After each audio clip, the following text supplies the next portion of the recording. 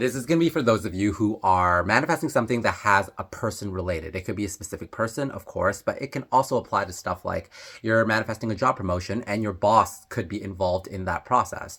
So anytime a person is involved in your manifestation, this is for you, okay? I was just in the shower. I just had this epiphany. I was like, how do you actually deal with external circumstances in the 3D involving people, because oftentimes the emotional stakes are higher interacting with a particular person. And if they're not showing up the way that you desire them to show up in your external reality, yes, of course, you go internally, you become neutral to it, you become indifferent to it. You know that the outside is reflecting your internal state. But sometimes it's still very challenging to handle the 3D external circumstances, because I'm getting DMs and questions about this all the time.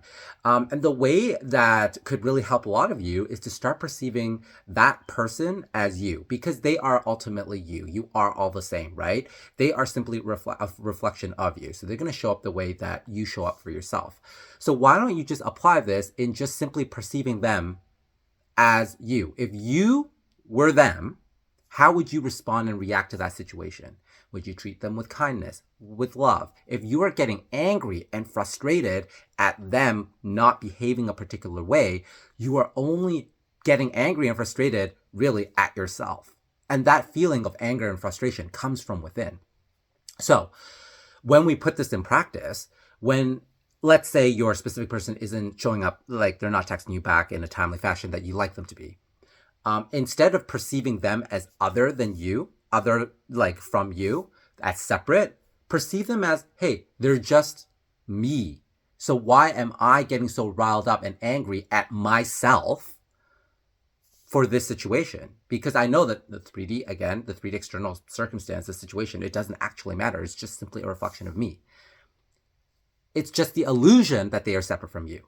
It's the illusion that you have believed in that they are a separate person, a different person, right?